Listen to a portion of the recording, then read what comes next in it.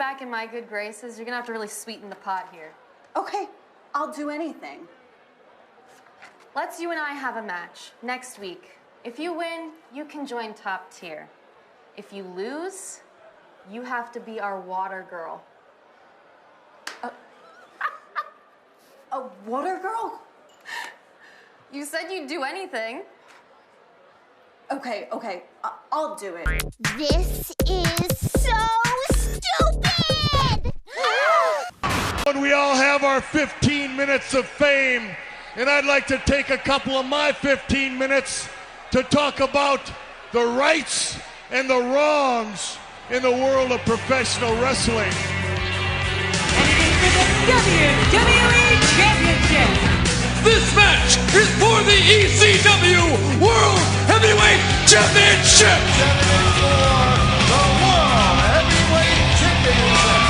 The match and new NWA Heavyweight Champion.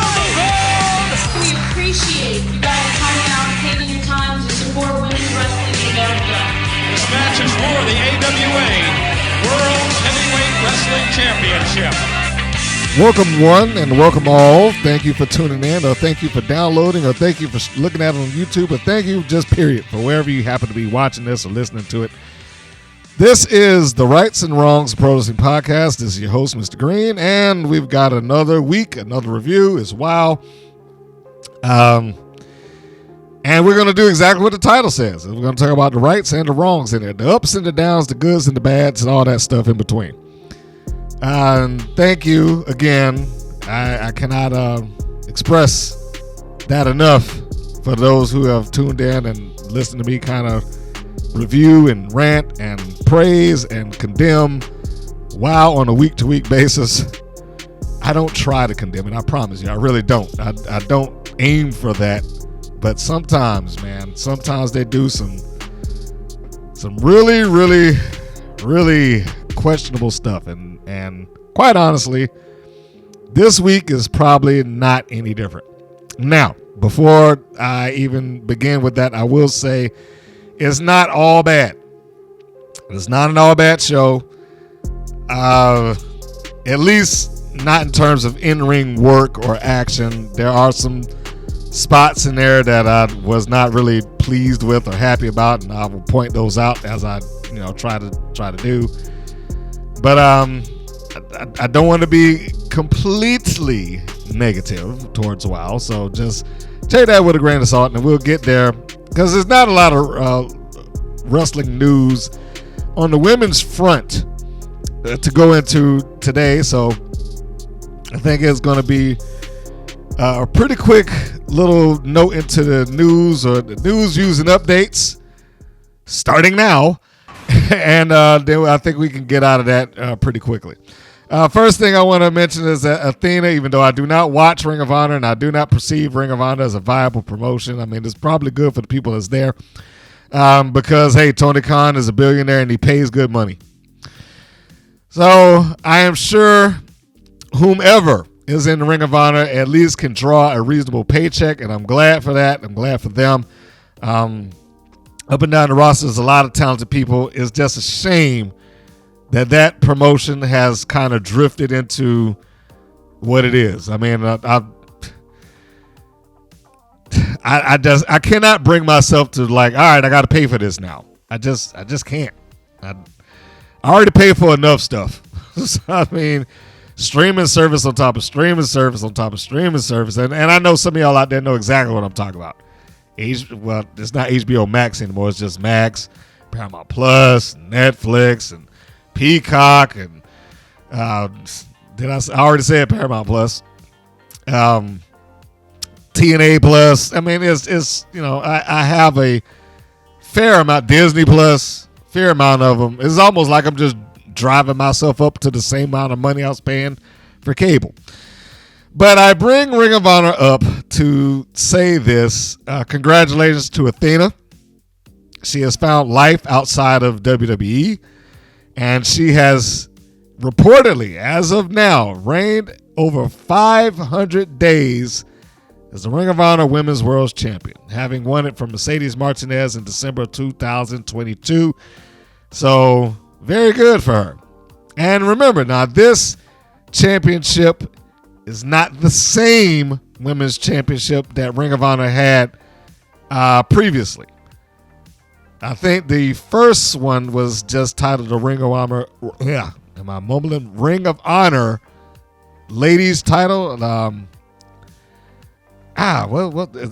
had the name was slightly different. Is what I'm getting at, and it was primarily held by the gatekeeper Kelly Klein. Whatever happened to her, man? Gosh, I think wrestling just kind of rubbed her. I'm sidebarring right here because I just, as I mentioned her name, it just really hit me. I was like, we haven't seen her in so long, and she was a really talented young lady. But I really think that wrestling just kind of drove her passion out of it. At least the last bit of it, where she was dealing with some professional issues with the company. But it was called the Women of Honor World Championship. That was what the other incarnation of that championship is. So this title is not the same title, the one that Athena is currently holding. It is not the same championship, nor does it have the same lineage. So I think that needs to be expressed.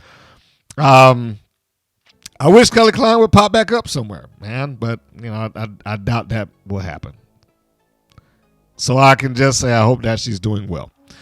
Speaking of long title reigns, let me try to get myself to say this properly. Mayu Iwatani marks a year as the IWGP Women's Champion. So, as congratulations have gone out to Athena, congratulations now go out to Iwatani. She has managed a full year as the IWGP Champion. And they have, both of these companies have done or attempt to do quite a bit to uphold their women's divisions. I understand that it is not a full-on program of women just top to bottom, but give those divisions their due. They have done a lot, and they've tried their best to provide quality matchups, give you stars, just up and down the card. They have, I shouldn't say up and down the card. Let me rephrase that. Up and down the division, they have tried to present something worth your time, worth your time and your money. That is the ultimate, sign that you like what you see, that you're willing to pay to watch these things. And every once in a while, I'm willing to pay for it. I'm willing to pay to see a Stardom or IWGP match or this, that, and the other. And I got a bunch of women's pay-per-views from the past that I gotta look at. I mean, I found this one guy online, and he's did a phenomenal job, just a phenomenal job of like documenting the largest women's pro wrestling event in history. And I had only read about it back in the day with like Pro Wrestling Illustrated and Wrestler and stuff like that, but I never had a chance to see it because there was no internet at the time, so we couldn't just decide to hop online like, oh, let me go check that out. It was kind of like what I had with the Road Warriors taking on Hulk Hogan and was it Fujinami? No, it wasn't Fujinami. It'll come to me later. I can't, because Katal was the one that got in the big thing with Earthquake. But in any case, it was like a dream match. And I remember reading that magazine and seeing it. I was like, man, why can't I see this? Because I didn't know anybody that had the tapes. I couldn't tape trade with somebody at that point. I literally waited 20 years to be able to see that match. That was a literal thing. Waited 20 years to see that match. And I finally got to see it, and I wasn't disappointed. But in any case, back to the point. Is congratulations for her. Glad to see that the championship is being held and being presented well to the guy that does the documentaries with women's wrestling and whatnot. If you happen to find it, if I remember, I'll try to put the link in here. But I think that you should watch it if you've not got the chance to see wrestling from the women outside of this country, particularly some from that time period. I think that you owe it to yourselves, because anybody that's listening to this is clearly a fan of women's wrestling. I think you owe it to yourselves to be able to watch that. And so hopefully I'll remember and I'll have the link in there. Or somebody could leave me a comment like, hey, you forgot. AEW and their women's champion, Timeless Toni Storm. It is... It is not so much that I wanted to talk about the matches that they had. Is just the statement that Toni Storm made. Because the matches I watch, and I don't want to say take it or leave it, but I enjoy what they're doing. But in any case, just getting to the point. After Dynasty, apparently Timeless Toni Storm sat down and did the media scrum, and she made mention of Nicole Garcia. Now, for those of you who do not know who Nicole Garcia is, you do know who she is, but you know her as Nikki Bella, right?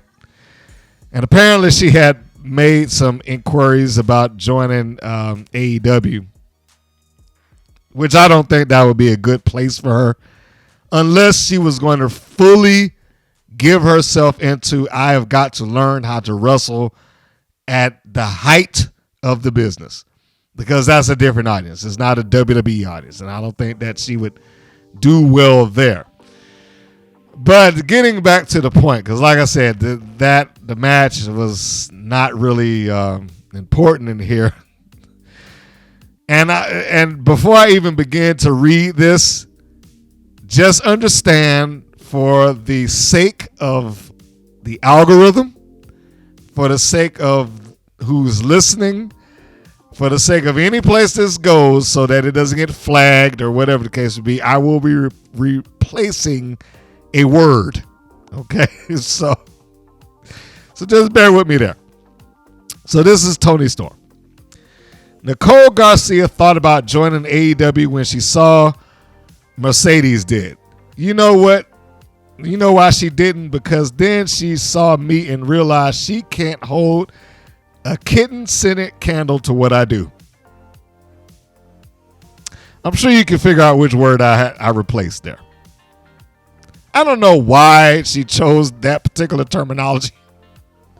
I know that kitten-scented candles exist, or at least there's one brand of candles that do that, and that surprisingly comes from a movie star. Imagine that. God, why am I blanking on her name right now? I'm doing terrible. The Pepper Potts from the Iron Man movies. Help me. Who was that?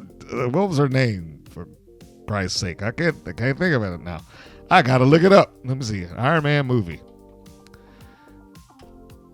Because I hate that Gwyneth Paltrow. There we go. Gwyneth Paltrow. She has her own line of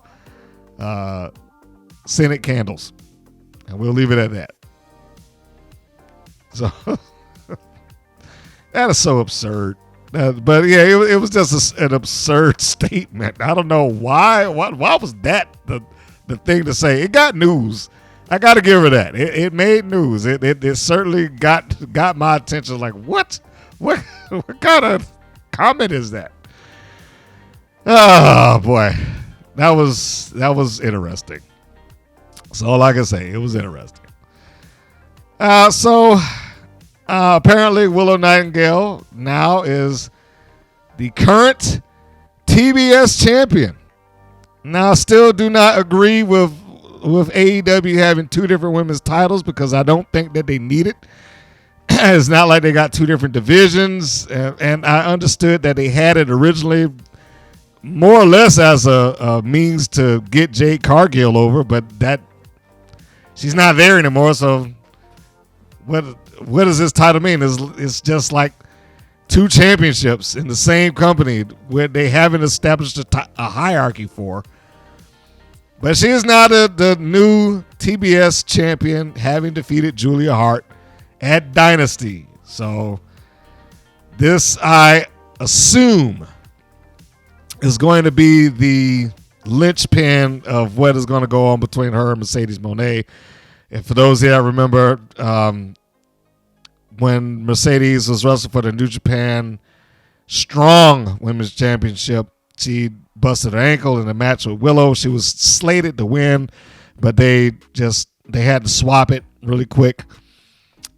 So I'm thinking that they are going to go into that at some point.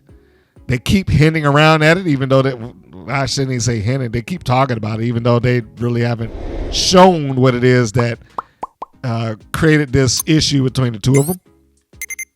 Hopefully they'll get to that point at some time. But they also had the championship celebration, this past Wednesday as I am recording. So Willow Nightingale is on a collision course with Mercedes Moné. I think we all knew that was going to happen at some point in time. Su Yung is also teasing coming back to TNA. I really didn't know why she was gone in the first place, because assumably her husband is there. I don't know if they're still married or not. She doesn't really, neither one of them really do anything or say anything or talk about it the way that they did when they were trying to protect Rich Swann's job a couple of years ago when he got in trouble. And I won't rehash that. So time will tell. And the Women's World Title main event, they headline Monday Night Raw, and we've got ourselves, following the vacating of the Women's World Title by Rhea Ripley. They didn't waste any time. They went right into it, and Becky Lynch has now been crowned the new Women's World Champion. So congratulations to the man. She's got it back, and she's good to go with that. How long exactly will this thing carry on? As last we heard, Becky Lynch's contract was not going to extend, I don't think, beyond WrestleMania, but clearly it is.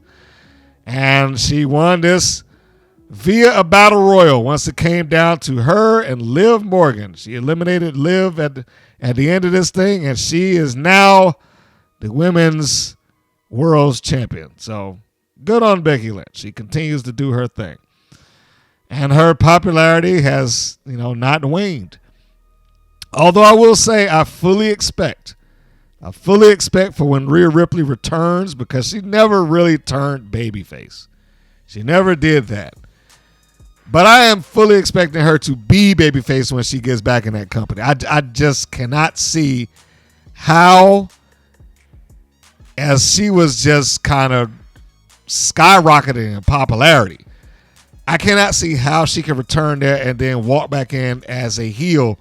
And even if she did, I can't see how she would walk back in as a heel and remain a heel.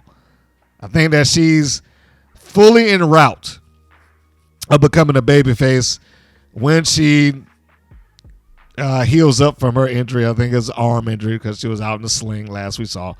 And she's got two ready-made feuds. The first one, she's clearly got Liv Morgan that she's got to deal with and go through and get even with. And whomever is holding the Women's World Championship at that time. So there we go. And I think that is the bulk of the news, views, and updates. So let us take this moment for that big brief pause, and then we will come back with WOW and its full review.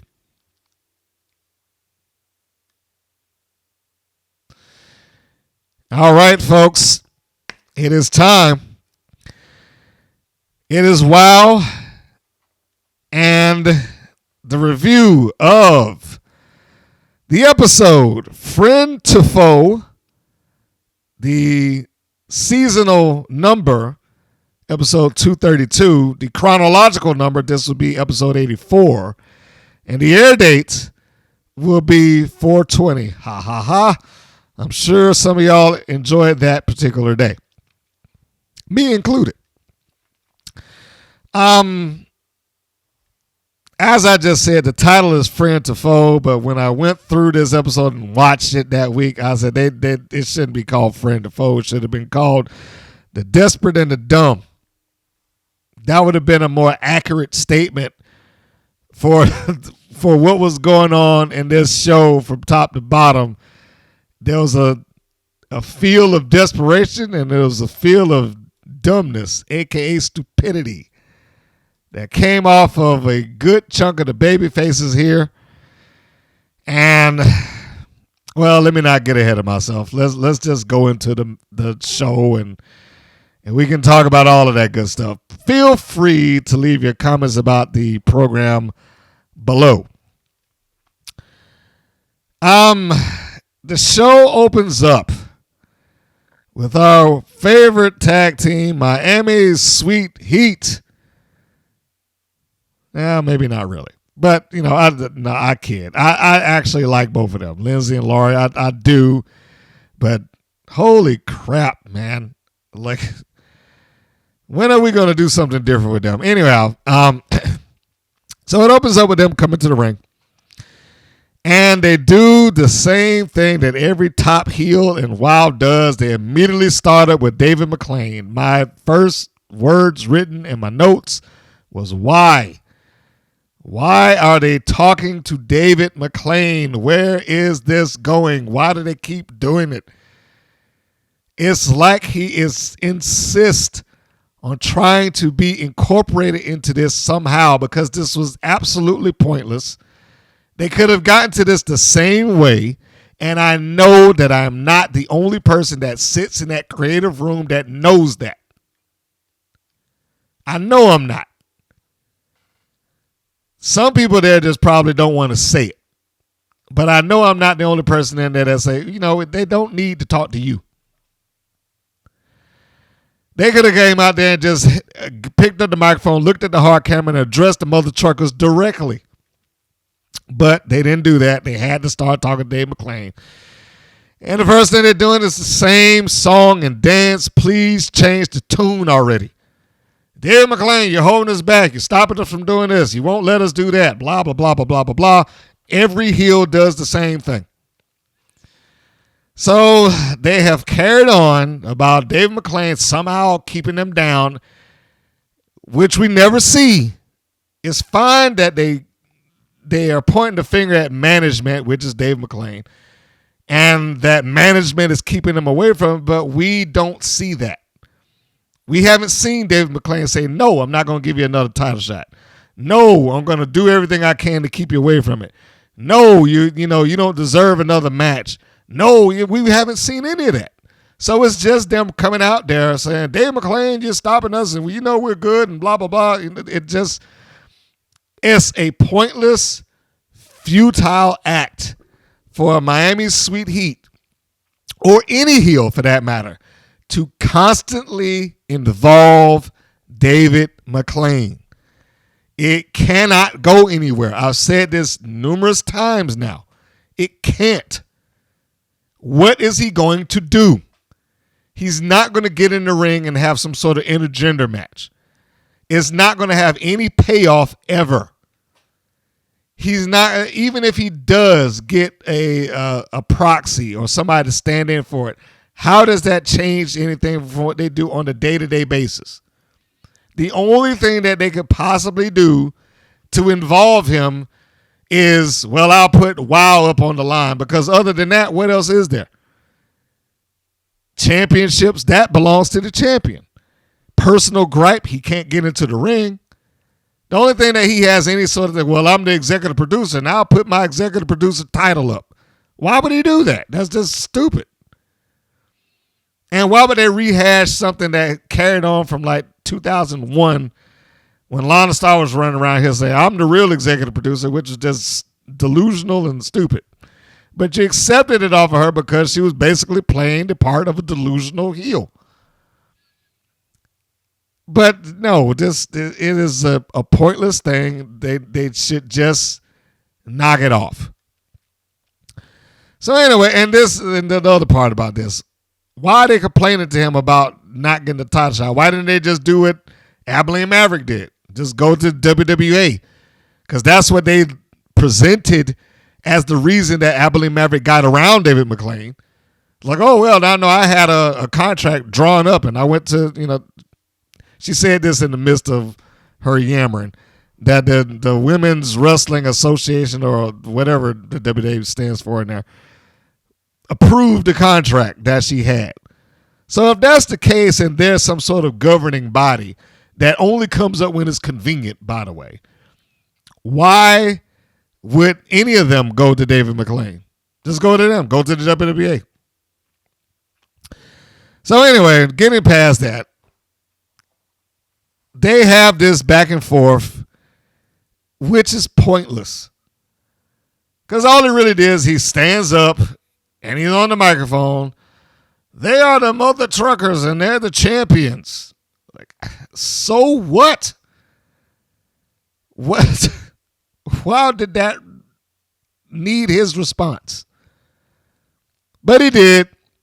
And they stand there and they carry on and they cut their, what I'm going to say is a clearly pre-written promo that they had memorized before they came out the ringside. I really, really, really wish that it was just a natural thing, but I honestly don't think that it was. So as they're doing this, then the mother truckers come up behind them with their mother truckers signs, the honk honk sign and whatever the other one is. They smack Lindsay and Laurie in the backs with the signs, and it is a shame that the camera caught this, but it made Laurie have to stand there and brace herself for like 2 seconds. Like, I know this hit is coming to me. And it's very clear and very obvious that it's coming. And she knows it's coming. She kind of gets her body braced and she has this surprised look on her face and just waits, like I said, just waits for the hit and takes it and then drops out of the ring. And there we go. And the mother truckers get on the microphone and do their spiel. They cut their super southern promo. It's like when they're at WOW, they get like crazy southern. I don't know if they taught this southern when they actually are in the South.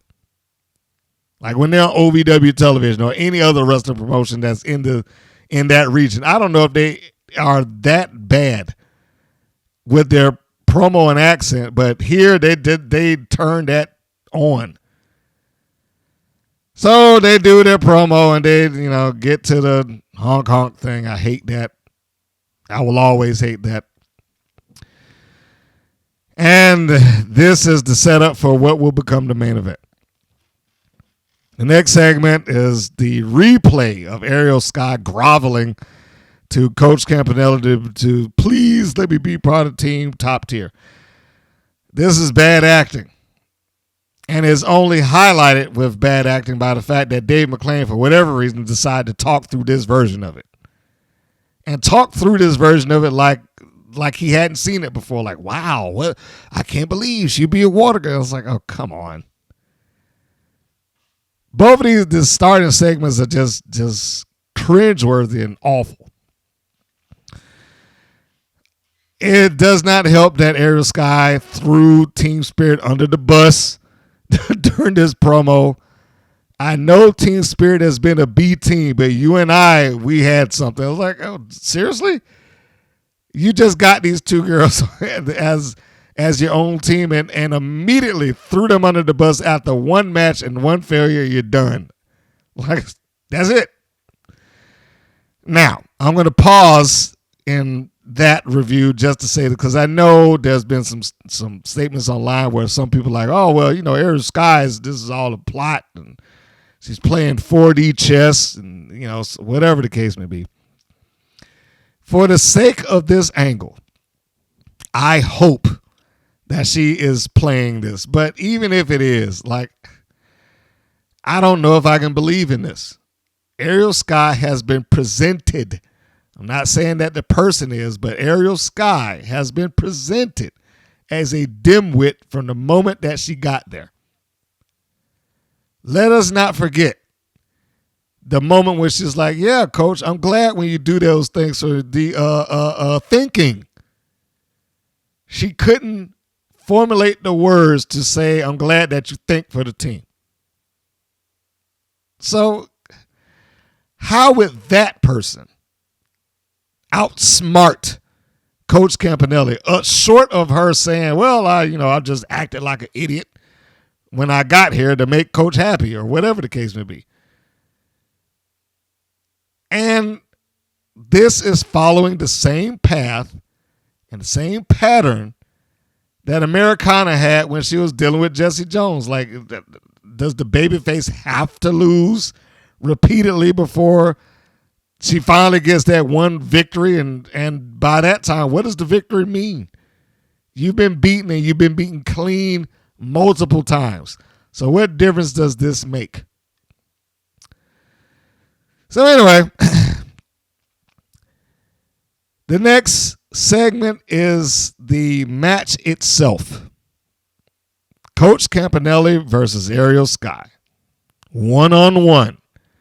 With the stipulation being that if Ariel Sky wins, she gets to join Team Spirit. She will drop Top Tier. She will drop Team Spirit and move over to Top Tier and get herself assumably a white jumpsuit and white and gold and the shoes and all that good stuff. If she loses, she still joins Top Tier, but just as their water girl. So either way it goes, she would be leaving Team Spirit. So they're really important in this equation. As they come out, particularly Coach, the commentators are now talking about how Coach has taken advantage of Ariel. I wrote down, seriously. Coach Campanelli has been the same person from the moment she got there. She's been a heel masquerading as a babyface that the commentators talked about and like, oh yeah, she was great, and they just treated her with babyface hands. But now that this has happened, they now are trying to illustrate how bad she's been to Ariel Sky all this time. I was like, it's okay.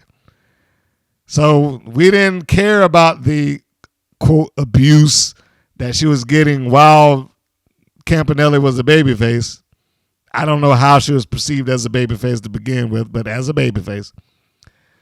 But now that she's a heel, they have audibly mentioned this, like, oh, Coach Campanelli was taking advantage of it, and it's all the fault of that woman right there. And they talk about the abuse and the verbal abuse and this, that, and the other. This is there to somehow justify this match. And I just wrote down, no amount of explanation fixes this story. I'm sorry, no amount of explanation will fix this story. It is too far off the rails. It is too stupid. It is just absurd. It's ridiculous. No human being would do this except for somebody who has rocks for a brain. So here we go. The match comes off, and it's got no heat to it. And I'm sure part of that is just based on where they are and who the crowd is, and the fact that some of these people are extras and they're just there just because they're watching a TV taping to begin with. So at no point, despite the fact that Ariel Sky was, and I have to repeat this whole thing, despite the fact that she was verbally dressed down, attacked with a trophy, and beaten up by 3 people, she is still groveling to get in the good graces of Coach Campanelli, assumably. I'm sure that wow, in their world, like, no, it's justified, the story will make sense, and whatever. But at no point did these matches have any sort of heat. Ariel Sky has never tried to attempt revenge. It has always been a wrestling match. And I know I said this previously, there has to be a point in a wrestling match where it goes beyond the wins and the losses or the competition of the match. This was just another match in competition. There was nothing else to this besides the fact that they said that it was a stipulation involved. If you were looking at it just based on the match in and of itself, it meant nothing. It didn't mean a thing. They didn't wrestle any differently. They didn't wrestle with any sort of aggression. Coach Campanelli didn't seem scared, concerned, worried, or whatnot. Ariel Sky didn't seem pissed, angry, motivated. None of those things took place, and this is the stuff I had been talking about. They are small things, but these are things that are important. You do have to be able to tell the story bell to bell at some point. It can't all be because, well, we said it in the back so people will get it. No. The match has to complement what goes on in the back, and this match did not. It didn't complement anything. It didn't help tell me that Ariel Sky was motivated to win. She was motivated to prove to, let's just go with the idea. Let's just remove revenge off of the table. This match still didn't even tell me that she was motivated to try to get into team top tier. For whatever reasons that she would want to be there, because I find it absurd. But it didn't do that. It was just a match. It was just a match like every other WoW match. Ariel Sky also wrestles like she's obligated to do flips. Like, it wouldn't surprise me if somebody in the back told her, make sure that you flip and cartwheel and shit. I hope I can remember to bleep that. But anyway, it's like they're obligated, or like she has been obligated to do this. You have to be able to cartwheel. You got to do a backflip. You have to do that just so that you can show people that you're a gymnast. And that's how she works. But again, this match has no heat to it. It's just a standard match with spots in it that defy logic. So getting to the end of the match, we have Sky, and she has a good future ahead of her, provided that she could probably get out of this company. I am not trying to wish ill will on WoW. I'm not trying to say that WoW is some sort of death trap. But let me just use the Patrice O'Neal line. This I cannot prove. But it would not shock me if at some point the individual that played Randy Rara came out and said, well, yeah, I left WoW because they had some stupid storyline in front of me. And I didn't want to ruin my wrestling career. It would not shock me if that was the reason, because this angle is dumb. If I had any advice that I could give to Ariel Sky at this point, because like I said, I know she's young and she got more time on her to be able to grow and become the wrestler that she may want to be. And I'm sure she enjoys WoW. I'm sure, starting off your career a year or two ago and then being on national television is a thrill. I'm sure it is. But at some point, she's probably going to have to weigh the option of how much of this is going to add to my overall career if I want to do something to go somewhere else. That's all I'm saying. Campanelli, I'm almost absolutely certain, despite the fact that, and I'll give her credit, she seems like if you lay the match out for her, first, she seems like she's physically capable of doing it.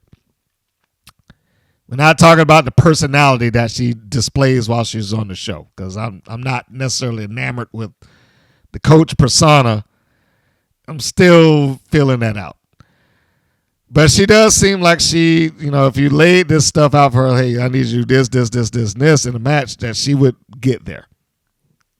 I don't think that she has any desire to go beyond WoW, though. I think WoW is her start in wrestling, and it'll be her stop. Whenever this is over with for her, she's done. I think that she's just going to walk away and then go back to pursuing acting or whatever it is that she does. But at the end of the match, Sky goes up to the second rope. Coach Campanelli grabs her ankle. Sky, let me rewind that. Sky goes up to the second rope. She mugs for the crowd, right? She's going up backwards like she's going to do a moonsault. I'm giving it the benefit of the doubt. And she mugs for the crowd, raising her hands. Campanelli grabs her ankle. She shakes it off. And then she immediately goes back to mugging for the crowd again. It's like, what knucklehead would do that? It's like that she didn't grab my ankle, so I'm perfectly fine just going back up and taking my sweet time again. So the finish of this was just idiotic. Or at least it made her look like an idiot. She gets yanked down for the second time that she decides to mug or address the audience. Tries to charge in to Coach. Coach catches her with a buzzer beater, which is the kill switch or the unprettier for those who don't know what that move is. Nails Ariel Sky, beats her clean in the middle, 1, 2, 3. The heel wins without having to do anything. She has now proven like twice, much like Jessie Jones did with Americana. I don't know what's up with these baby faces here, but much like Jessie Jones did with Americana, she beat her clean as a whistle. Very little things that she did to cheat, if any. So what is the debate here? Why would I be interested in another match? She's already lost, and she's already lost pretty decisively. The whole point in wrestling is, you carried on with some level of dispute or something like that. Or if the heat is enough, then you come back for another match. But why? Why would I care about this? So anyway, Ariel Sky is now the new water girl for Top Tier. And this match made Ariel Sky look like a bigger idiot than she was already. And no one cared. No one cared. It's not like they booed. It's not like this is crap. It's not like, anybody was emotionally hurt that Ariel Sky has to do this now. No one cared. If they're going to pay extras to be out there, at least give them the instructions like, hey, when this happens, cry or I don't know.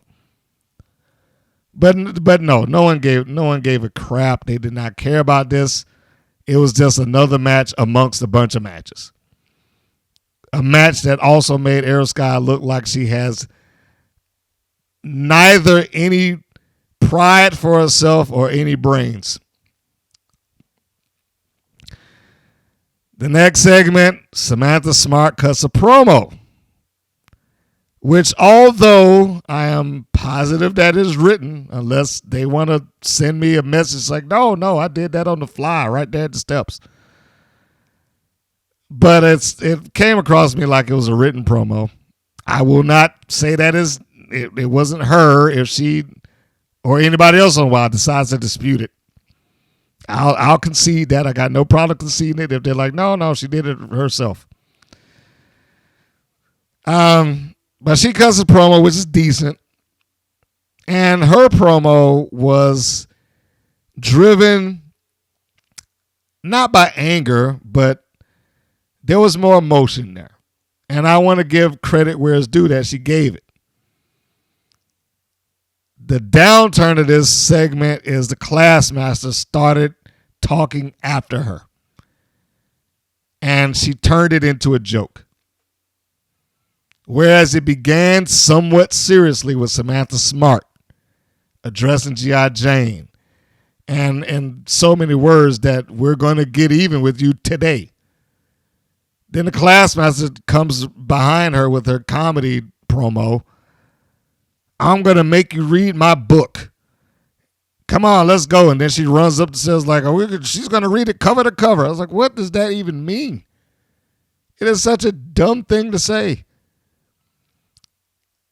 And so I'm going to pause again and just move over to Lois Grain for a second, who portrays the Classmaster. First, what is a Classmaster?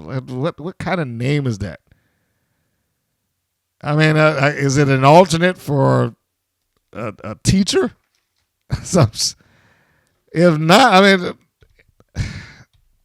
this part of the show is somewhat frustrating. I'll just say that. It's a frustrating thing to see these type of personas in WoW.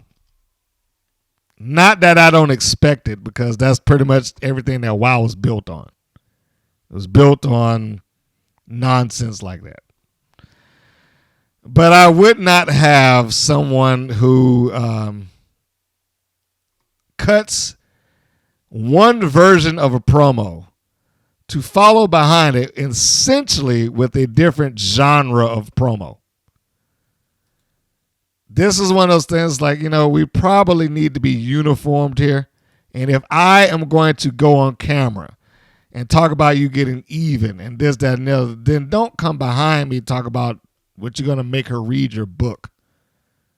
Because it means nothing. Telling her that she's going to do that does not mean a thing. And it's just absurd and stupid. And the sad part is that Lois Grant is a tall woman who probably could have been used better. But I also don't think that she cares. Every match that I've seen with her outside of WoW, until I can find one differently, seems like that she's just a cosplay wrestler. And I don't mean that in a figurative sense. I mean that literally. I mean that she comes off like she's a cosplay wrestler. I've seen her dress up in these different outfits, some of which characters from from various shows and cartoons and things like that. She does cosplay, and she just happens to do it in the ring. I did not. I watched some of the match. I think she posted it on Instagram. I think the last time I saw her, she was cosplaying as Android 13 from Dragon Ball Z. So I say all of that to say this. Her as the Classmaster, well, first off, her in WoW is probably fits like a glove, probably, because I'm sure she just happy to, be on TV and get to have fun and, have a match and not take it too seriously and stuff like that. And that's fine. But I think the money with her is using the fact that she does have size over most people there, that she is taller than most people there. She could have been one of their big bruisers. She could have been somebody that they could have built towards the beast. That could have happened. Probably won't now. And if she does get towards the beast, they'll probably have her squashed inside of like 3 minutes. But, that's where they are with this. So this match is Classmaster doing the bidding of Samantha Smart to take on G.I.Jane. For those who know, I do like Jane. I don't know if I don't know where her future there is. I don't know if her being in WoW is going to get her anywhere, but I also don't know if she wants to be anywhere outside of that company. And it seems to be a common thread among some of the people that have gotten into that promotion. I think it's more an ideal thing to be on television and explore my chops as an actress rather than grow as a professional wrestler. So, Classmaster comes out with Samantha Smart, obviously, after they cut their promo, and she moves like a lunatic up the steps. And she doesn't wrestle like a powerhouse or a tall woman, or a wrestler that's taller and more imposing in stature than most of her colleagues. She doesn't wrestle like that. She seems to give up a lot. Now, there are times when she does something to illustrate her strength, like the shoulder-to-shoulder thing where they kind of ran and blocked each other. That illustrated that, but she does allow them to knock her off her feet quite a bit. If there was anything that I would say with her, there would be two things I would ask her to do. One, if you're going to be in a match, and I guess I might as well make this public to Miss Lois Grain. If you're going to be in a match, and I doubt that she's going to do it in a while anyway, so it don't make no difference, but make them work to knock you off your feet. I'm not saying don't go off your feet. I'm not saying don't get knocked down. I'm not saying that you are, a tree and you can't be moved. But make the other person work to get you off your feet. Don't go down easy. You're giving up a lot. All the staggering around and, all of that stuff like that, letting them trip you up and whatever the case may be. No, if they're going to knock you down, make them work to get it down to where the knock over or the put down means something. Find another thing to do besides pointing at your brain as some sort of figurative signature move, because the Classmaster doesn't do anything relative to being smart. She's the muscle, and they need to just go ahead and recognize her as the muscle. The other thing that I would say that she should probably do there, outside of not getting knocked over, to lose some of the comedy. Be a threat. The money in Lois Grain is being a threat. She's taller than most people, and I'll add on one more. That was two, but I'll add on one more thing. It is good that she is capable of doing wrestling holds and whatnot. But, again, the money for her is being bigger, stronger, and more powerful than everybody else. And if she goes a while and utilizes the big boot that she did, she would get the boot over. If she only did it once and that was it. Like, I hit you with this and it's done. If she did that every time she was in there, then she would get it over. Especially in that environment, because most of them are tiny. But in any case, so the match carries on. G.I.Jane, it's a fairly basic match. Nothing overly complicated, but they're fine. But there is a point in this match, I want to say about 4 minutes into the match, and I'm talking about at the bell, not from when they walked in. It might be about 4 minutes, or maybe one, because it's not a long match. But there's a point in there where they both, I don't remember what got them down, but for whatever reasons, they're both in opposite corners, and it's like a moment where they're just standing around. It's like they're targeting each other from across the ring, but they don't do anything. It is almost as if someone forgot what they were supposed to be doing next. And it looks bad. It looks bad for TV. And I'm sure that's something that David McLane can understand. It looks bad for TV for them just to be lingering and standing and, what are you doing? Where am I going? What am I supposed to, because that's how it comes off. It comes off like, what am I supposed to do next? So after that point, G.I.Jane charges in after whoever decides that, no, you're supposed to come to me or you're supposed to run or whatever the case. The Classmaster moves out of the way, puts her into the turnbuckle, and then we got the second time of the night where, for whatever reason, the babyface decides to climb up the ropes with her back turned to her opponent. Other than this was a setup for her to get her being the Classmaster to get a torture rack in, there was really no reason for G.I.Jane to do that. Like, I'm just going to crawl up here. I'm not going to look at you and just give you the open room to yank me off of here and torture rack me. But Jane is able to break free with a couple of elbows. She gets down. She shoves the Classmaster to the ropes. Then Jane tries to get some momentum on the opposite side by running towards the ropes. And then Samantha Smart does the manager thing. Grabs the ankle. That gets G.I.Jane's attention. Jane turns around. She reaches out for Samantha Smart. That also distracts her long enough for the Classmaster to come up. She gives her a kick in the thigh. And once that kick in the thigh is done, the Classmaster gets a running head start, bounces off the ropes, and boom. Big boot to the face. 1, 2, 3 is over with. And that goes back to what I was saying. It's not as if she's incapable of doing that. It's not as if that they cannot present her as such. It's just they don't.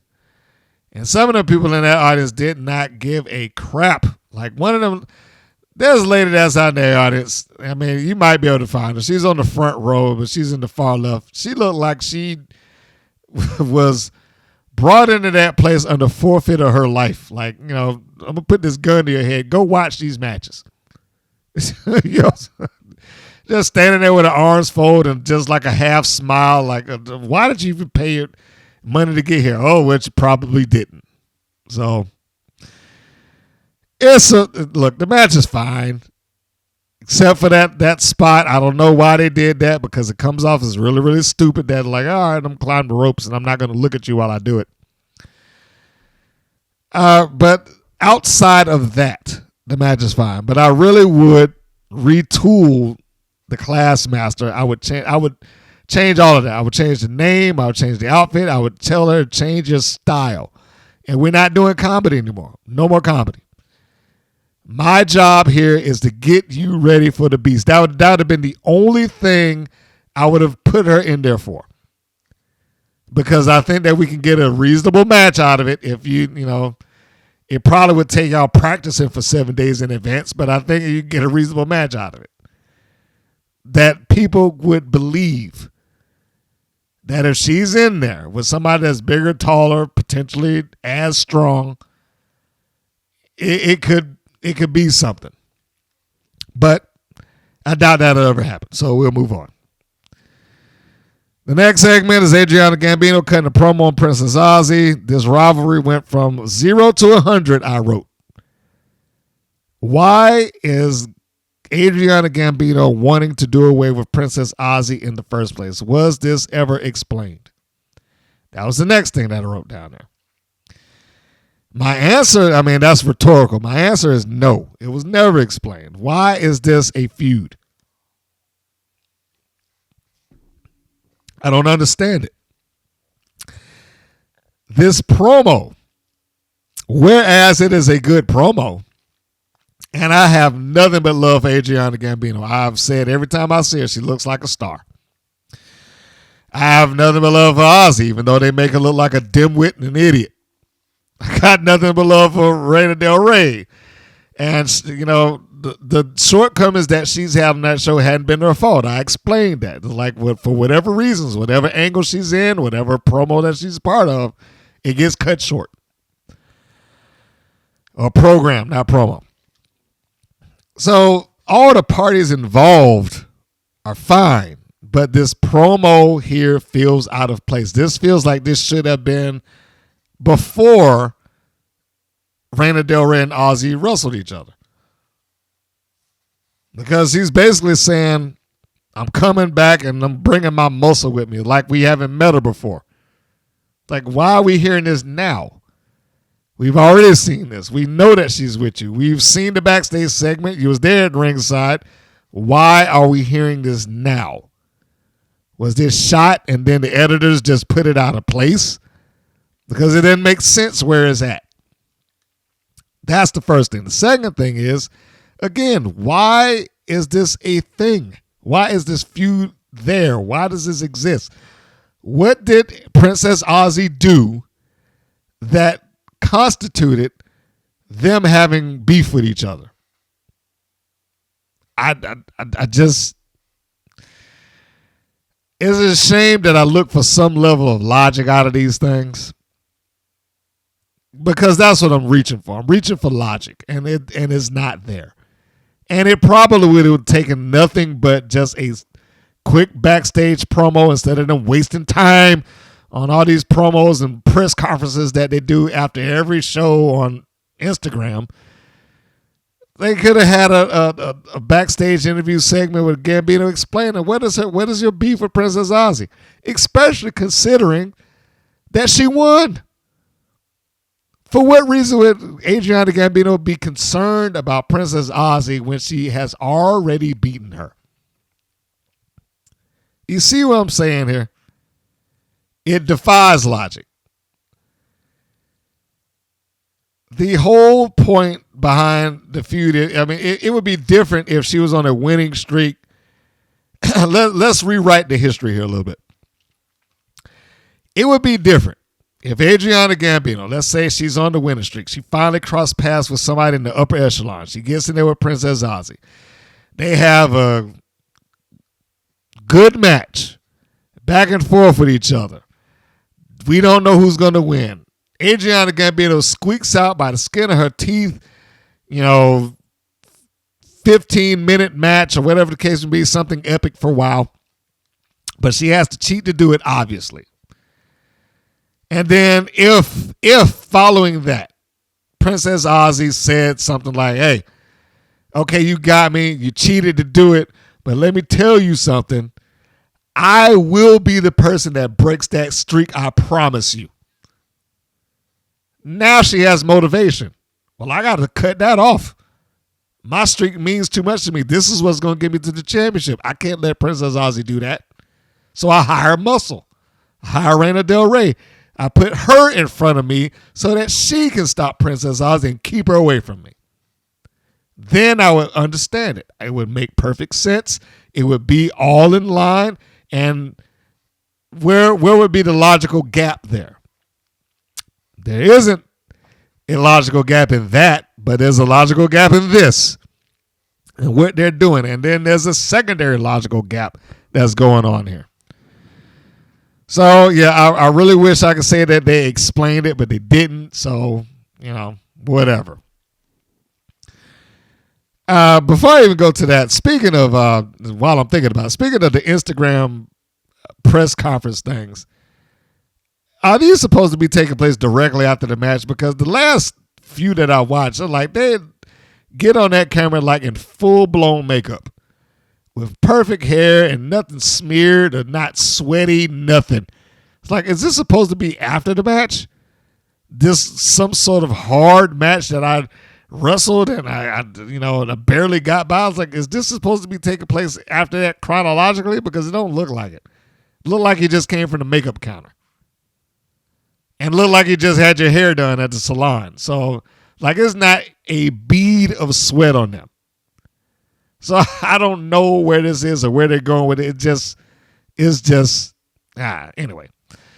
That's a whole different thing. I shouldn't even start off on that. It just was something that caught my eye. And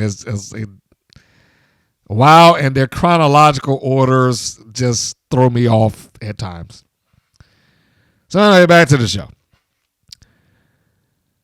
The next segment is another dumb babyface segment. If Ariel Sky would be the desperate in this situation, then Princess Aussie would be the dumb. And it pains me to say that. But she would be. The only saving grace in this segment here, in terms of it making some level of sense, is Candy Krush. She's the only thing that makes this make any kind of sense. But her making it make sense is at the expense of Princess Aussie. Like the fact that she being Candy Krush has to call out the absurdity of what is going on here only paints Princess Aussie in a worse light. The example that I used when I was at work, when I explained it to somebody, because he was like, well, I don't understand what's the problem. I was like, okay, have you ever had a friend of yours who you lost contact with, let's say? You hadn't talked to him in, say, 3-4 months. He's like, yeah. Now, that friend just called you up out of the blue, like, hey, what's going on, man? I ain't talked to you in a while. You'd be excited, right? It's like, yeah. But then if 2 seconds later they turned around like, hey, can you help me move? What? So, like, the only reason that you called me is for me to come over there and move your heavy-ass furniture? You see what I'm saying? that is exactly what this is. It's the friend who didn't do anything for the other person, hadn't been around the other person in weeks, but the second I need some help, hey, what are you doing? You look great. So I got this problem going on. So yeah, I rooted around it, but that's basically what this segment is. It's Princess Aussie walking into the top tier locker room, the heel locker room, without any sort of trepidation or nothing like that. She's like, oh yeah, this is nice. And she's basically there to ask Candy Krush for help. I mean, she didn't say that, flat out, but this is basically what it was. I'm asking for help. Have you seen what's going on with Adriana Gambino? She's got this big, Reina Del Rey on her side, and they did this, that, and the other. And Krush, to her credit, or either her credit or whoever wrote the scene, because I'm pretty sure they hired some kids from college. Hey, you want a job writing TV? Write this. So, to Krush's credit, she called out every flaw in that logic. Like, why are you coming to me? Now granted, she did give it a heel twist. So, again, bravo to her. I want to give credit where it's due. Bravo to her that it wasn't just me calling out the flaw in the logic. She stepped it up and gave it a little bit of a heel twist to it. So even though what she was saying is true, it was enough to put her in a heel light. By saying, hey, look, and this isn't verbatim, of course, but where were you when I needed you? When I was doing such and such and you didn't have time for me. And now that this has happened, you coming to me for help and, whatever the case may be. Where were you when I needed help? And now you need this. And then she said, and this was the money in her side of the segment was that she basically said that she propped Aussie up. And this should have taken place a while ago, in my opinion, and it should have taken place before Krush got into top tier. The reason I say that it should have taken place before Krush got into top tier, just as a sidebar, is because this also makes top tier secondary. Princess Aussie and Candy Krush is a thing. Campanelli and Ariel Sky is a thing. Glory Glitter isn't even around. The team did one thing together, and now they've kind of splintered off into their own individual feuds. Whereas, wasn't this supposed to be top tier? And I had hope for them. I had hope for them that they would be like a new top heel faction within WoW. And maybe it would go somewhere. How foolish of me to think that. Because Miami Sweet Heat is there. Penelope Pink is there. The Fabulous Four in general are there. And they ain't relinquishing that spot. So in any case, this, to me, should have taken place ahead of this whole top tier thing. But it's taking place now. I'm really not that concerned about it. But it is putting Princess Aussie in such a bad position. How many more times can she be naive to what's going on around her? And that's how she's been portrayed. She's being naive to the situation that's around. It's not like they even gave her a plausible out. It would have been different if the anger was built on Candy Krush assuming that Princess Aussie didn't want anything to do with her or didn't have time for her.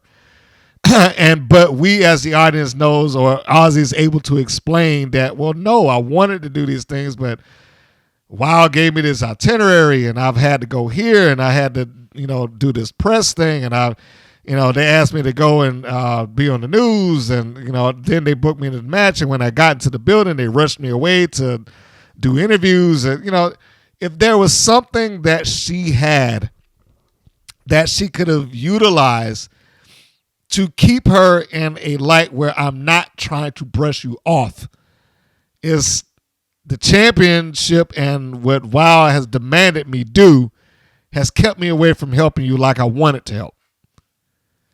But that never happened. It was presented on screen like Aussie just didn't have time for her. Like, oh no, well, I'll get back with you later. I got important things to do, and you ain't it. That's pretty much what she should have been saying. So in this is another case of the heel having perfect sense, and the reason why I don't want to be bothered with you. And bear in mind, Candy Crush never attacked her. Candy Crush never insulted her. Candy Crush never did anything heelish towards Princess Aussie. When they had their falling out, she basically told her, look, you didn't help me. That's fine, but I'm done with this. And she walked away. That's about as, it may be insensitive, but that's about as nice a thing that you could do in that environment as you could. And then Princess Aussie comes into this scene asking for help after not interacting, speaking to, talking with, or doing anything otherwise with Krush for weeks. I don't know if I can look at Krush other than the fact that she said something heelish. I don't know if I can look at her as a heel in this equation. It just, Princess Aussie has been presented as an idiot to these situations, or naive to the situations, if nothing else. Somebody in WoW tell me I'm wrong. Somebody, anybody there. Same challenge applies. Somebody there tell me that I am wrong about this. Whoever wrote this scene specifically, I wish that they would send me a DM, message, call, whatever, and tell me that I'm wrong. Between this equation is off. It's wrong. It doesn't work. There's no reason to back up Princess Aussie here other than the fact that WoW says you're supposed to like her. Why she would go there and ask Candy Crush for help, I don't know. So, and does she not watch the product? This is another one of those cases where does the wrestler not watch the product? Did you not know that Krush joined a heel faction? Even with their last on-screen conversation, if you was just going by that, did she not make it clear that she didn't want to be bothered with you anymore? It makes Princess Aussie look stupid. This is another case of I should insert that line that this is so stupid that I had at the beginning of the video. Because it is. Next segment is BK Rhythm with the Brat Pack, Sasha Sparks and Pep Riley. This is another case of Sasha Sparks is not desperate or dumb, but Pep Riley is. The Brat Pack does not need to be a trio. Just as a sidebar, they don't. They don't need to be a trio. It is a waste of a spot. They should just be going for as a tag team and in tag team championships. I don't understand what they need any more trios for. The tournament is over with. The tournament was worthless. It didn't mean anything. The trophy didn't mean anything. It probably does not need to be any sort of angle event. It was a waste of time and a waste of space. So, and I say all that to say that J Boogie should be out of it. The only thing that I would keep J Boogie in that group for is if she was the personal ring announcer for BK Rhythm and Gigi Gianni. That would be the only reason. I mean, I know they like to have the boombox and because David McLane brings it up all the time. But what difference does that make? It's not like they're going to turn around and sell them for merchandise or something. So in any case, this group as a trio will never amount to anything because there's nowhere for them to go. The trophy doesn't, is not some defendable thing. There's no trios belts. They're just stuck in mid-card limbo, and they ain't getting out of it. So, and then you get the B team that came out here that Ariel Sky clearly called them, like, hey, I understand that Team Spirit's been a B team lately. They've been a B team, and then she just threw them under the bus, and they are a B team. Pep Riley, being a stunt woman, is good for being thrown around and taking bumps and stuff like that. But outside of that, she doesn't really mean much to the team. And I don't understand why we do this in the wild. They do this constantly. Yes, every once in a while you have a team where somebody goes into a singles match, but they do this like they have no other option. Team Spirit has barely been together for, a month? Or this incarnation of Team Spirit? Why have they not even had a tag match? They did a trios match to try to gain the trophy that they didn't win. But shouldn't we be establishing Team Spirit as a team rather than them coming out in these singles matches? Now, I'm not saying that the team would be good. Sasha Sparks, yes. What is her name? She's JC Love or something like that. She does wrestle outside of WoW. I got to check my note here. Yeah, JC Love. She wrestles as JC Love outside of WoW. And, of course, we know BK Rhythm wrestles as Killer Kate outside of there. So it is not a issue with her ability, her being Sparks, to work and wrestle in the ring. I just think it's wasted in this particular instance. Because if they do tag up, I can almost guarantee that it's going to do the following thing. They're going to have Pep Riley go in there after Sasha Sparks starts off hot, tag in Pep Riley. Pep Riley does 1 or 2 moves that she's been taught to do. Then she'll be thrown around for the next 2 or 3 minutes until she gets the tag off, and then Sparks comes back in for the win, if they do win. That is the prediction. Because Sparks is not a wrestler. Not Sparks, Riley. Sorry, she's not. This match was fine because of the participants in the match. Sasha Sparks, even though she's saddled with this cheerleader gimmick, which I think she's better than that. And also Rhythm, saddled with she has to be the hip-hop girl, even though that's not going anywhere. She makes it work. Although my preference would be the submission-savvy Killer Kate if I were going to pick between the two personas. But one thing that I said about G.I.Jane that I think also applies to, I was about to say Killer Kate, that also applies to BK Rhythm is that she makes sure that she is doing something. Even when the match is at a lull, she doesn't just stand around, much like we saw with G.I.Jane and the Classmaster, just like, hey, what are you doing? Who's next? Who's moving? Am I coming to you? You coming to me? She doesn't do that. It is always a bit of motion that's going on with her, whether she has to do some dazed look in her eyes. She knows how to make herself look glassy and desperate and struggling to get her feet in position. She does pretty good with that. Now, the Brat Pack like to do this. Let's take a picture with the babyface who's being hung over the second rope deal. Here's where I started to have my problem with Pep Riley. While that is going on, she literally just stood on the other side of the ring and just shook pom-poms.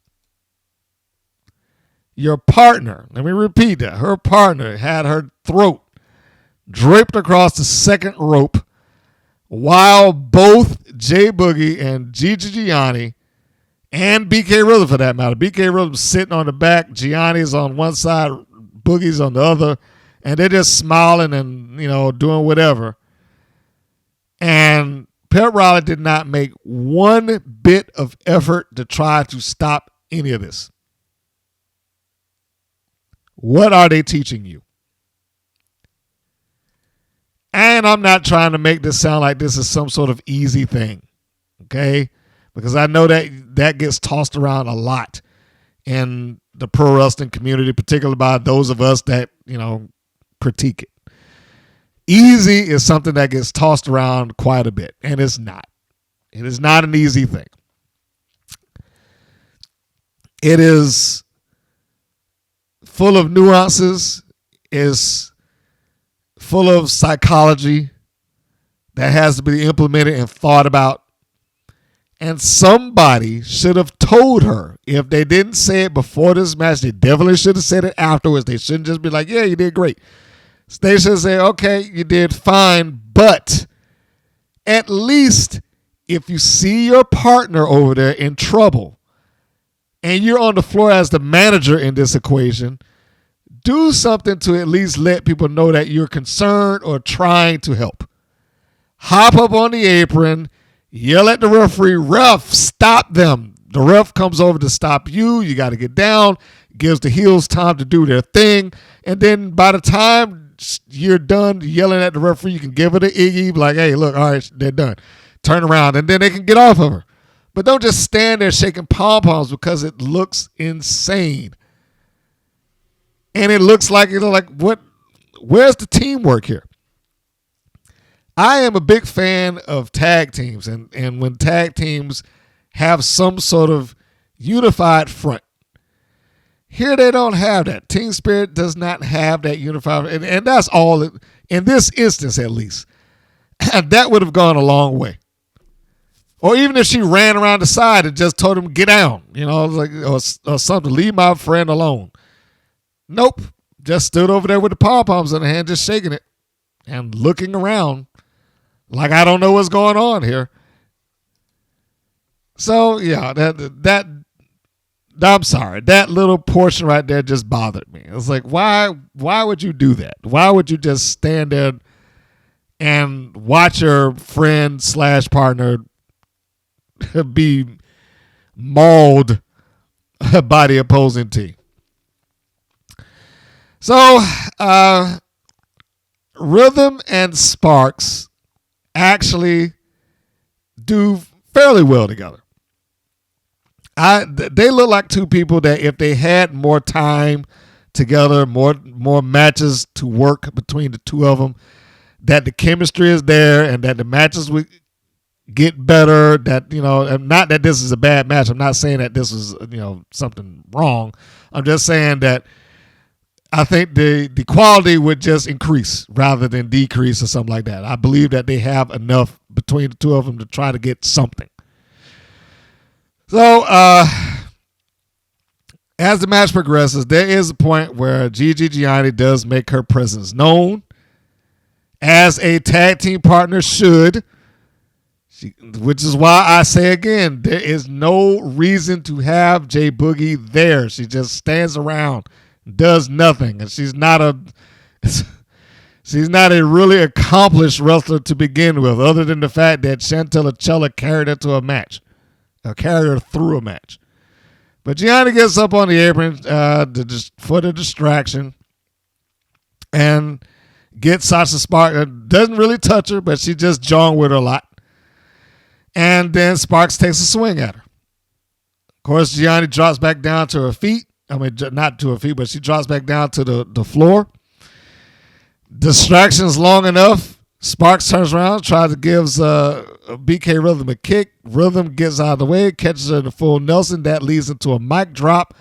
And then, boom, 1, 2, 3. Now, I don't know what the hell the commentators are talking about. And BK Rhythm continues her dominance. What dominance? She loses all the time. What dominance are we talking about here?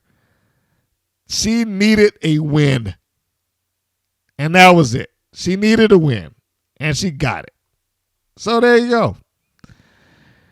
And I forgot the little thing that they call when they all together over there is the album cover, and that's fine. But at least had the babyfaces try to break it up. Holiday was smart enough to take swings at him. So something. Riley needed to be thinking on her feet like, I need to do something. But she didn't, so, whatever. But no, just getting back to the whole thing with the commentators, like her dominance continues, please. Her dominance. Saying things like that is what ruins commentators' credibility. It should have just been said like, all right, she won, and hopefully her win streak continues, or whatever it happens to be, the story that she's trying to tell. But let's not blatantly lie. So this is fine, but it's more or less a cold match, but it's a cold match designed to facilitate the Brat Pack getting a win. So I'm not mad at it. I am mad at Riley for not doing anything, because she just kept the trend of the desperate and the dumb theme for this episode alive. Next segment, in-ring interview with Jessie Jones, conducted by David McLane, of course. And Jessie is a professional, and she's a good promo. So I had no concerns about her on a microphone any more than when I saw Siren get on the microphone the other week. They are people who know what to do and say when they're on a mic. Jessie was that much better because she knew how to control that crowd. I don't know if the person out there told them to boo or they booed on their own, didn't matter, because she was like, all right, look, I got all the time in the world. I can wait. Just let them get it out of their system, which is great. She's been a good heel. Of course, this is all kind of stemmed from her being Jessie Jones intervening in the championship match. Dave McLane's asking what this is for, and whatever the case may be. And this is going to lead into, assumably, a tag match of sorts, or some union of Abilene Maverick and Jessie Jones. Now, where Amber O'Neal is going to, I don't know. I prefer Grits and Glam, but we'll see where this heads. The only issue, outside of David McLane conducting this, the only issue that I had here is that Jessie referenced something that no one saw. I realized that they're long-term WoW fans. I realized that there are people who did go out their way to find the unaired season. But for the people that's watching this show right now, they don't have any idea what you're talking about, because it never made air. The casual viewer that's looking at this show probably did not go and seek it out. And more importantly, they didn't know what they were seeking out because it's never referenced, except when Jessie Jones has said it like once or twice. You had the titles stripped from me. Like, what titles? What she said, the tag titles, but like, when did that happen? The average person would not know. So that's the only thing that I had in this particular promo that I thought that shouldn't have been there, is that Jessie Jones shouldn't be saying anything about that unless they're going to actually bring it up in the lineage of the tag team championships. But if they do that, it almost forces them to bring up the fact that Tessa Blanchard won the title a second time, because it happened within the same season. So you can't do one without the other. Either you got to ignore both or acknowledge both, but you can't do one, even if they said, hey, this person won the world's title, but, there was some issues that took place. We stripped it and reversed the decision and gave it back to the Beast. I think that would be acceptable. But the referencing of things that took place within a season that most people watching this currently have no concept of, I just think is a waste of airtime. But outside of that, the promo was fine. I love me some Jessie Jones, and she's always been good. She's masterful on the microphone. Does great promos. It's just that she inserted something into this promo that didn't need to be inserted. The next segment, the Mother Truckers have a backstage promo, and they actually had a promo in a backstage interview area. I was just so tickled and proud for that. I didn't necessarily like the poster that they had back there because the poster's outdated, but no one's going to notice that. I only noticed it because I've seen it a couple of times as I was writing my notes. But I did not mind this. I didn't mind that they had their backstage segment, that they cut pretty much a standard wrestling promo. It was very good. It's about time. The only thing that I hated about this is that damn honk honk. I know that they're smashing this catchphrase over the audience's head so that it becomes something. But it ain't going to become nothing. No one's going to run around saying honk honk. I got 2 words for you. Honk. No, that ain't happening. I'm sorry. It's not. They should just let that go. And I look, and quite honestly, I'm not mad at either Holly Swag or Big Rig Betty for doing it, because I'm sure those things was given to them, and they're doing the best that they can to get it over. Now, I would be shocked if they said that, well, hey, it would be great if we just went out there and said honk honk all the damn time. So anyhow, next segment. And I don't know why I added the sound effects of a truck actually doing it. Like, just, the promo on its own is fine. You don't have to add stuff. Next segment is the preview of next week. And they got Siren and Chainsaw taking on Holiday and Chantelicella, which is, should be interesting. I like Chantelicella. I do. But I want to take this moment to acknowledge a comment that was on the previous review episode by Santara. Because Santara, I do agree with you. She has a pretty long comment about the logic of Chantelicella winning the chainsaw match. Because I didn't have a problem with it. It was out of the blue, and it was, it was an upset win, but I thought they had pretty much ruined Chainsaw by that time. But anyway, but she did write that, unlike me, she wasn't thrilled by Chella winning the match. She said, instead, my jaw was hanging open, and I'm going to read this now. Now, look, I love Chantelicella. I really do, and she's massively talented. But it was only 3 months ago that Chantelicella, I'm adding in stuff now, that Chella got beat by Little J Boogie in her debut match. Little J Boogie, of all people, was a rare, wild wrestler that won in her debut match, which is true. And in my opinion, is one of the worst, if not the worst member of the roster. And Chella lost to that puny rookie. Now, this is her writing it. Remember that. Then last week, Lil J Boogie was defeated in a tag match against the Mighty Mites. Really just Spice and Sugar was non-existent in the finish. The Mighty Mites, well, we'll skip that part because we know that Mighty Mites was named after another team.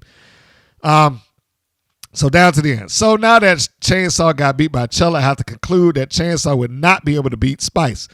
I think the only way to let me take Chainsaw seriously now is to have her square off in a handicap match against the Mighty Mites and spend 4 straight minutes laying waste to both of them and not selling for them at all. And I wouldn't argue with that at all. If Chainsaw was to go in there and just lay waste to the Mighty Mites, it might get her back on track. But I think that she's too far off the rails now. She has been made normal. Once they had Chainsaw be beaten by the Beast, she was made normal. Because they didn't try to lead into that. They didn't try to have Chainsaw be this unstoppable force and the Beast be the immovable object or the other way around. They didn't try to get to that. It was just, here's 2 big people. Let's throw them in the ring, and then the Beast can squash her, and then we'll move on. From that point, Chainsaw was pretty... I'm trying to watch my words. I don't want to say that she didn't have value, but the Beast devalued her. She didn't have the same value that she could have had. And yeah, it was a fluke. It was a fluke win. And I will concede to say this.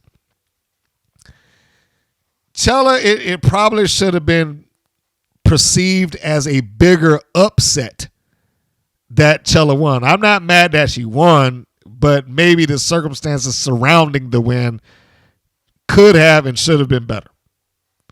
It should have been just a massive shock to the likes of which that the audience should have gotten a kick out of, like, holy crap, she just won, But since Chainsaw had been presented so badly and so poorly and, been made normal like everybody else on the roster, that will never happen. And the fact that they have extras in the audience does not help that fact. It doesn't help it at all. So it is what it is. I mean, I certainly appreciate the comment, and I love these little talks about what's going on in WoW and wrestling in general. So we have that to look forward to next week. That one might be one that I actually look forward to personally because I want to see what they do at Holiday. Like I said, Siren being the promo that she is, and she's a good promo. I love that she left the door open for her to return to her coven. All you have to do is just abandon these two knuckleheads. So that, based on her promo alone, had me interested in where this is going to go. It's amazing how a good promo can do that. But outside of a select few in WoW, it doesn't seem like anybody else takes that aspect of it seriously. The next match and the main event is Miami's Sweet Heat with the Fabulous Four members taking on the Mother Truckers again. And they do the same thing that the Fabulous Four does all the time. Miami Sweet Heat comes out there with Lana Starr and Penelope Pink and Vicky Lynn McCoy, and they immediately just walk over to the commentating booth. I was like, man, come on.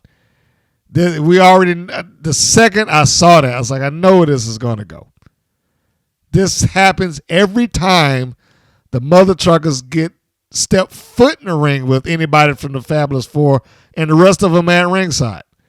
Matter of fact, it happens almost every time that they're anywhere near the Fabulous Four. How many times does it take for them to learn the lesson? And that's another, thing that goes back to the title of the episode, at least my title of the episode, The Desperate and Dumb. Because they were dumb. And then David McLane allows this. This is why I say I don't see the point in him being viewed as some sort of matchmaker, owner, boss, this, that, and the other when he only does stuff when it's convenient. Like at this point, if nothing else, he should have said, hey, look, y'all got to go. Every time y'all out here, you attack these two. You got to leave ringside. You cannot be here at the commentating booth. But he acts like in these particular scenarios that I have no control over this. They just decided to walk into the booth and we have no choice.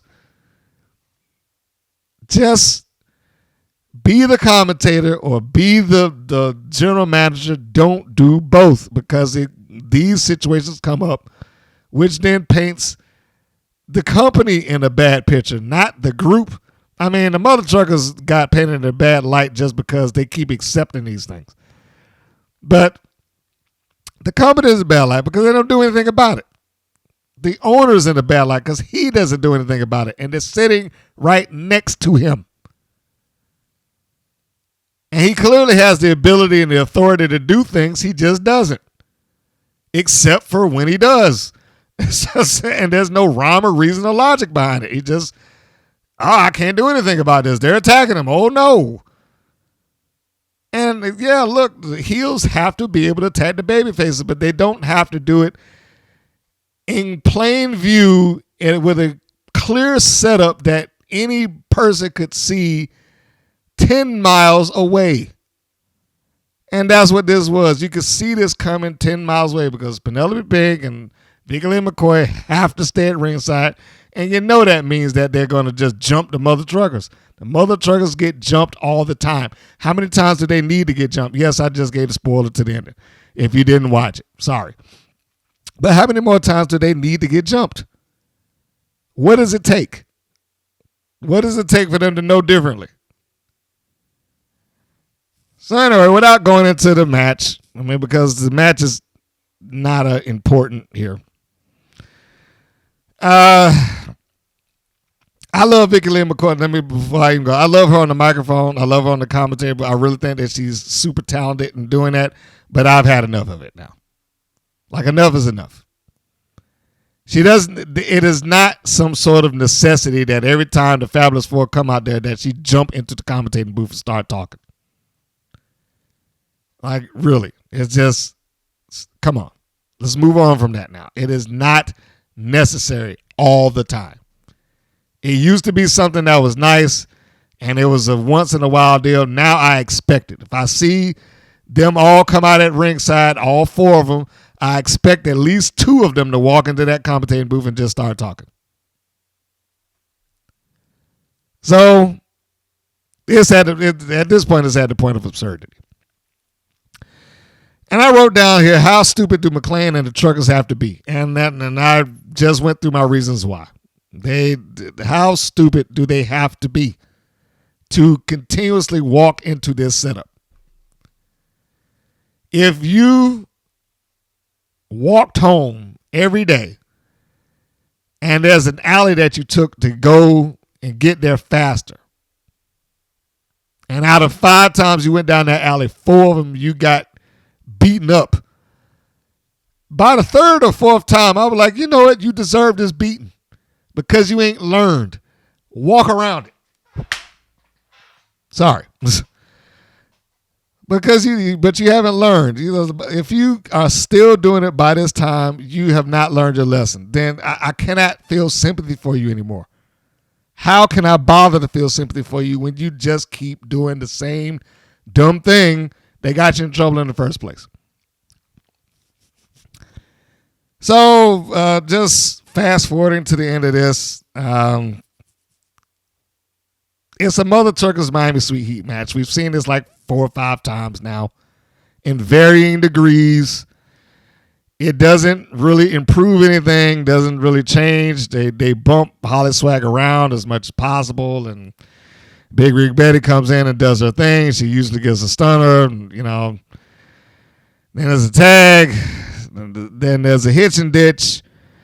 And just before the hitch and ditch gets the win, of course, Penelope Pink and Vicky Lynn McCoy both leave the commentating booth and rush off, and then they beat them up, and that's that. End of the show. It's the same song and dance. And this feud specifically is now getting difficult for me to watch because it just does not change. It just doesn't. And the only thing that I think that it will bother to change is that they lose the titles to another member of Fabulous Four. Like, it wouldn't shock me if they just turned around like, oh my gosh, Penelope Pink and Vicky Lynn McCoy just became the tag team champions. It just, I don't know. I will not be surprised if that happens.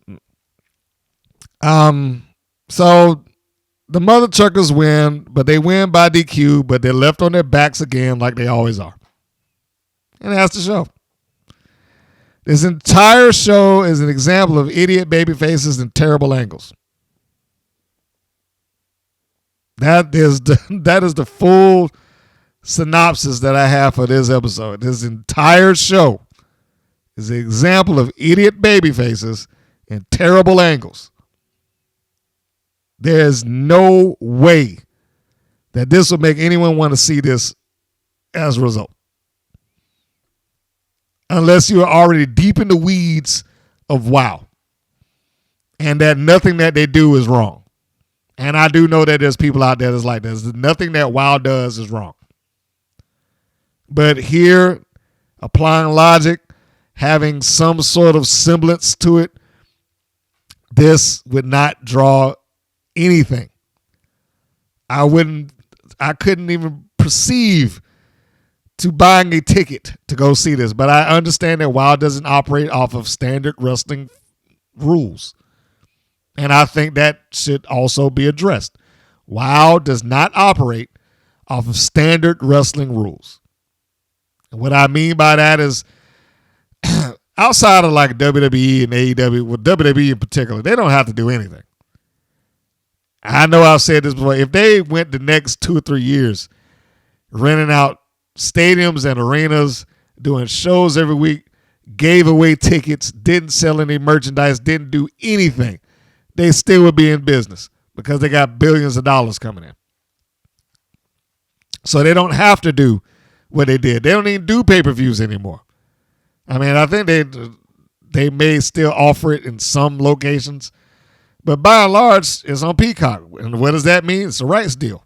Same like it's going with Netflix. It's a rights deal. They get paid to provide that content. But outside of them, not many wrestling companies have that luxury. Wrestling is, in modern era, has been sustained by 4 pillars. Live attendance fees, which I really question what WOW does with that now, because Lord Jack Long, thank you very much, Lord, told me that there's extras in the crowd. So you know they're not selling it out if that's the case. I mean, if we're going to go by that logic, they aren't sustaining themselves off of live ticket events. Then you got ad revenue. So that's probably where the bulk of that money is coming from. Ad revenue. It's just, let's provide content, let's put it on the air, and as long as it airs, we'll get paid for it, which is true. Nothing specific to, the market, to the market that they're reaching or the demographic that they have, but just ads. There's ads that can be run through this show that the ad makers will pay for it, particularly if it's an ad that is a 1-800 buy this thing. And they have a few of those. The other one is merchandise. WOW has merchandise, but they don't push merchandise. The merchandise exists, but if you did not know that, you wouldn't know it.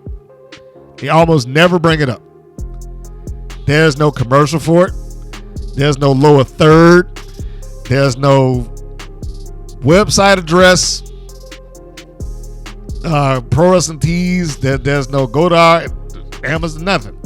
It's just the shirts exist, and every once in a while they may bring it up.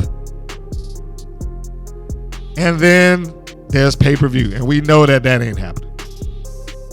They ain't happening, and they don't need to try to make it happen. Not right now, they don't. These are the things that allow wrestling companies to function and live. And I don't believe WOW deals with any of those things. They exist outside of that. They do not function as a standard wrestling company. They have one of the 4, maybe 1.5 of the 4 that were mentioned. Some live attendance fees. I can see that. I do not believe that everybody that goes to that show is a paid attendee. I don't believe that. Some people bought the ticket to be there. The question is, are there enough people that bought tickets to be there to sustain WOW? I don't think that that's the case. I think they're sustained through the ad revenue. And without seeing the budget, I'm pretty sure that whatever money that Jeannie Buss fronted it, to air, but that'd be about it. What did you think of this episode? Am I being too harsh? Am I saying that friend and foe is not a proper name for desperate and dumb is better? Or am I just giving them too much flack? Leave your comments below. I appreciate that. So, before we finish it off, what I like to do is I like to give a preview for what is the upcoming episodes. See if we have anything to look forward to. So, as of right now, this has not aired yet. So, you might be listening to it after the fact. I don't know. But this particular episode that I am about to preview has not aired quite yet. If you do not want to know what's going on, then you can feel free to skip ahead to the end. If not, here we go. All right. So this next one that they're presenting will be season 2, episode 233, and I guess that would be episode 85 for me. The title is going to be Shattered Sisterhood. Don't know how that relates at all, but we'll find out. So here it is. Jessie Jones proves she will go to any lengths to deter her former teammate, the All-American girl Americana, from success. Siren the Voodoo Doll is back, and she's ready for action alongside Chainsaw as the pair takes on the unlikely duo of Holiday and Chantilly.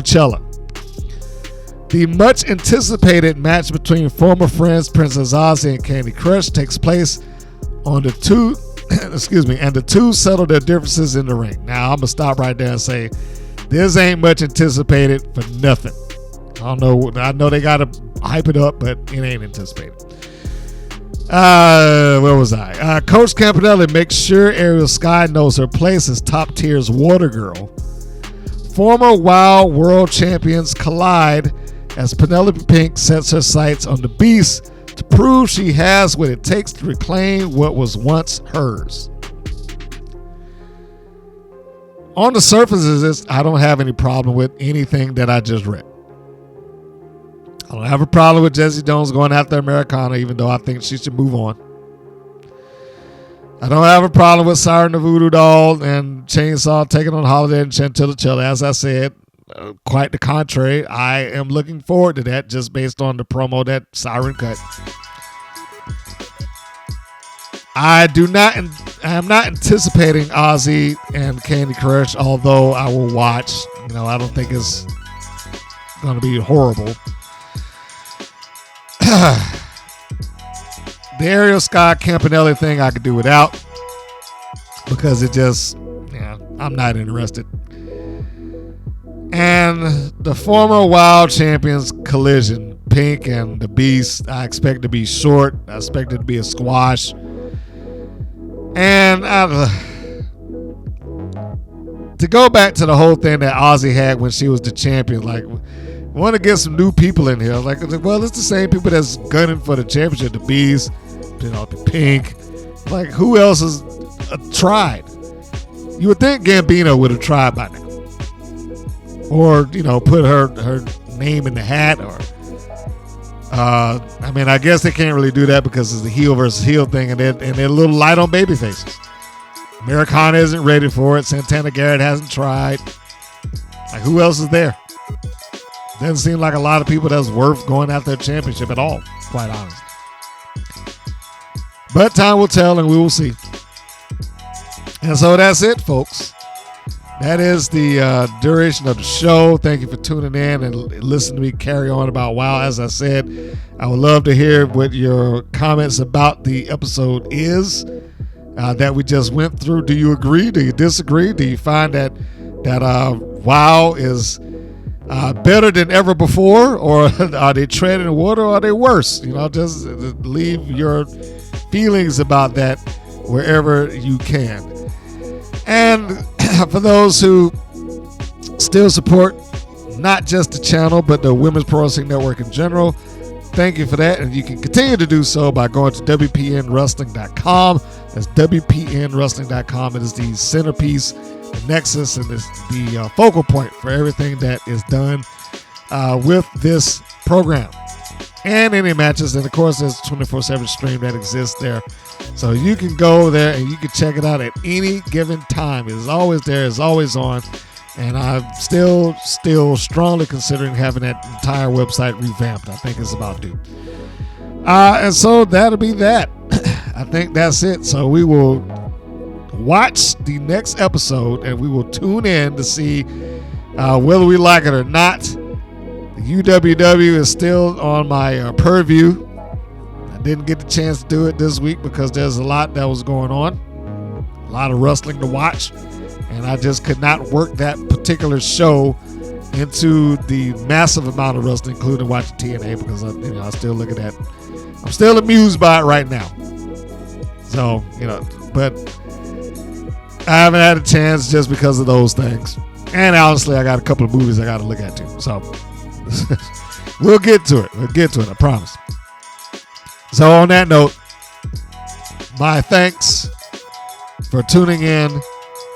And in closing, and as always, this is Mr. Green saying that this is Mr. Green saying so long, and we will see you on the next go round. Take care, everybody. Thank you for listening to the WPN's Rights and Wrongs of Pro Wrestling. If you have questions or comments, please contact us via our Facebook or our YouTube channel at the Women's Pro Wrestling Network. If you're new to the WPN, feel free to subscribe to our channel and like our page. We appreciate your support. Thank you again for listening.